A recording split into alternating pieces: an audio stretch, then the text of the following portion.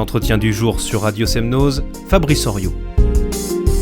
Nous allons parler aujourd'hui d'un projet humanitaire qui combine un parcours dans l'ensemble de l'Union européenne et une véritable performance sportive. Ce projet s'appelle Climb for Hope. En français, nous grimpons, vous donner de l'espoir. Il permettra d'apporter de l'aide à des réfugiés, en particulier au camp de Krnjača en Serbie. J'ai le plaisir d'accueillir aujourd'hui Konstantin Storoženko, qui a conçu ce projet et qui est lui-même en train de le réaliser dans ses moindres détails et qui sera sur le terrain dans quelques semaines. Konstantin Storoženko, bonjour. Bonjour, c'est un plaisir d'être avec vous, merci. Merci à vous d'être dans les studios de Radio Semnose aujourd'hui. Comme votre nom l'indique, vous n'êtes pas d'origine française, alors je vais vous demander dans un premier temps de vous présenter et de nous dire d'où vous venez, un peu plus à l'est de l'Europe. C'est vrai, mon nom c'est Konstantin, je suis ukrainien d'origine. Après, on a vécu presque moitié de ma vie au Portugal et maintenant on habite à Annecy dans la belle ville de France.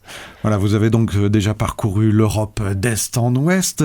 Qu'est-ce qui vous a amené à cela ? Parce que c'est un parcours assez particulier. Vous avez été donc au Portugal, désormais en France. Oui, c'est vrai. J'ai déjà été comme un immigrant dans ma vie. Je comprends un peu cette situation qu'on va parler tout de suite. Mon père, il était en train de chercher mieux conditions de sa vie. Il était au Portugal, il a trouvé du travail, ramené sa famille là. Maintenant, on est en France parce qu'il continue en recherchant du travail, les rémunérations plus hautes aussi, et la qualité de la vie, la sécurité. Moi, j'ai trouvé un travail qui me plaît beaucoup. Maintenant, je travaille comme un guide touristique. C'est une agence ukrainienne qui fait des voyages internationaux. J'ai été déjà en Amérique du Sud, Europe, l'Asie, et ça me plaît vraiment bien. Du coup, vous parlez plusieurs langues. C'est pas toujours évident de trouver les mots, mais globalement, ça se passe bien. Oh oui, exactement ça. Effectivement, français, c'est ma 6e langue. Je parle ukrainien, russe, je parle portugais, espagnol, français et anglais. Vous êtes particulièrement sensible aux humains. Vous aimez ce contact-là avec les humains que vous rencontrez. Exactement ça. J'aime bien partager les moments de joie avec tous les clients quand on fait les voyages pour tout le monde. Et plus que ça, quand on voyage, on comprend que la félicité, c'est pas que recevoir, mais aussi donner à les autres. C'est pour ça qu'on a pensé en 2015 avec mon ami Pedro Castello de créer un projet qui va nous aider à nous de faire ce qui nous plaît, grimper les montagnes, mais aussi de partager et donner l'espoir à les autres. On a contacté ADRA Portugal qu'elle puisse nous indiquer où nous pouvons être utiles parce qu'on était déjà bénévoles à cette organisation internationale qui est présente dans 130 pays du monde. On était envoyé à Serbie. Été 2017, on était là et on a vécu une expérience, on va dire, extraordinaire dans le sens qui nous fait comprendre le besoin des gens à ce moment-là en Serbie qui sont réfugiés d'Iran, Irak, Afghanistan, Pakistan. Ils ont vraiment des besoins. Donc vous étiez dans ce camp de réfugiés situé, je le rappelle, à Krnjača. Comment est-ce que ça se passe, la vie là-bas ? C'est difficile. C'est vrai qu'ils n'ont pas trop de quoi manger. Ils sont en train de demander ces documents. Ils sont en train d'essayer de traverser la frontière en Europe. Ils ne savent pas quoi faire dans sa vie à ce moment-là parce que c'était un voyage assez compliqué. Des fois, ils n'ont pas sa famille avec eux. Ils essayent de trouver le futur pour sa vie. Konstantin Storoženko, tout à l'heure, vous avez utilisé le mot « félicité ». Alors, un mot qu'on utilise en français, mais qui, me semble-t-il, en portugais, en espagnol, signifie la joie d'être ensemble. La félicité, c'est encore une dimension supérieure, évidemment.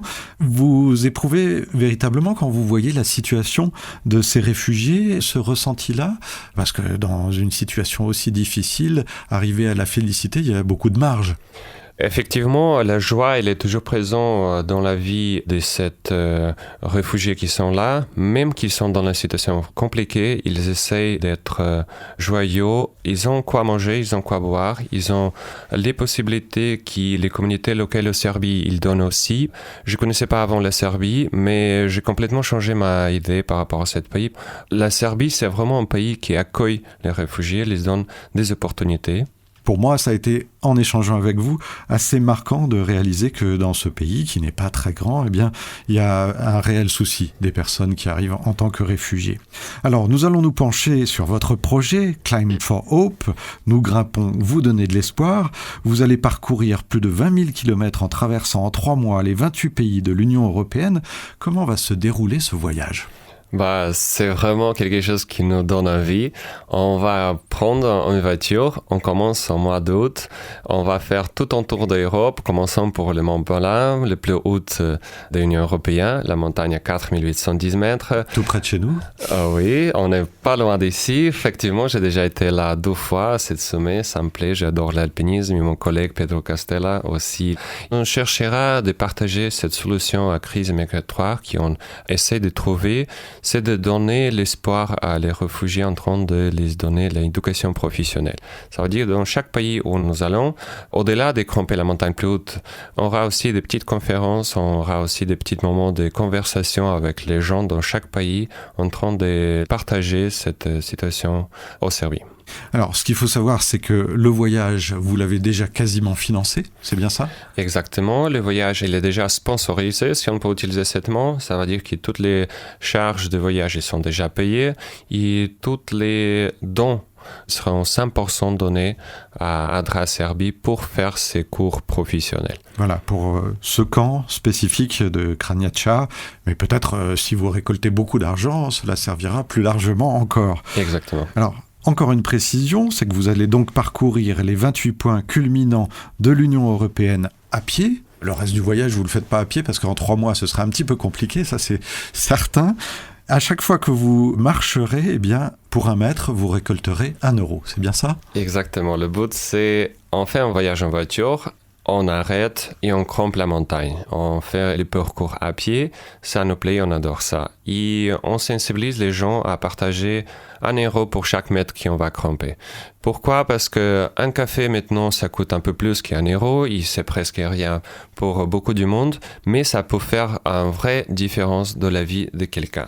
Notre idée, c'est de grimper la montagne plus haute, et la totalité de tous les sommets, ça fait 54 000 mètres, et on sensibilise les gens de partager 1 euro pour chaque mètre grimpé, un petit café qui ne veut pas bu encore une fois, pour changer vraiment la vie de quelqu'un. Constantin, est-ce que vous avez vous-même, j'allais dire subi, ça c'est parce que je vois les choses de mon côté, mais est-ce que vous êtes entraîné de façon particulière pour cette aventure avec votre collègue ?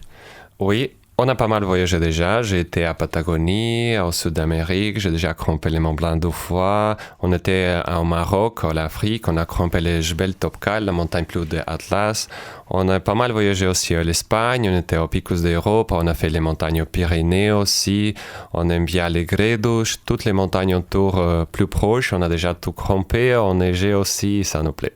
Donc c'est pas seulement un rêve, une utopie, c'est vraiment quelque chose que vous allez être à même de réaliser pendant 3 mois. Exactement, on fera ça n'importe avec quelle voiture, n'importe quelle condition. On essaierait d'être là au sommet pour partager cette belle aventure entre nous deux avec mon ami.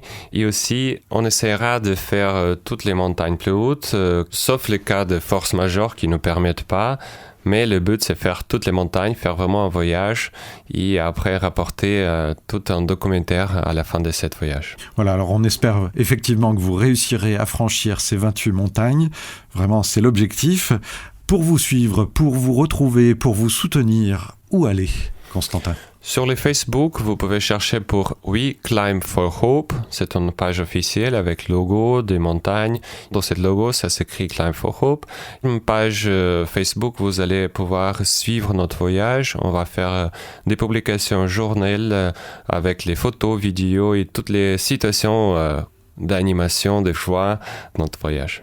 Allez bien sur la page Facebook parce qu'il existe différents projets qui portent à peu près ce même nom, Climb for Hope, mais là il faut vraiment aller sur la page Facebook qui a pour intitulé We Climb for Hope.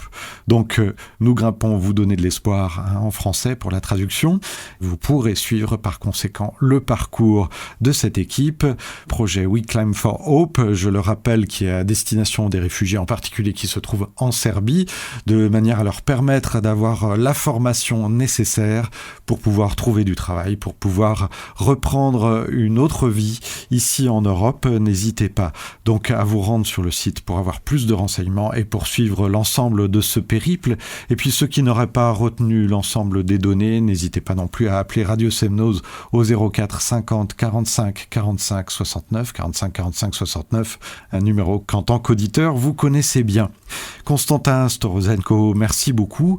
Je vous souhaite une excellente préparation pour ce Climb for Hope. J'espère que tout se passera bien et j'espère aussi que vous aurez l'occasion de revenir en parler sur les ondes de Radio Semnoz. Merci beaucoup à vous et bien sûr, on reviendra bientôt vers vous. Merci Avec beaucoup. grand plaisir. Au revoir. Au revoir.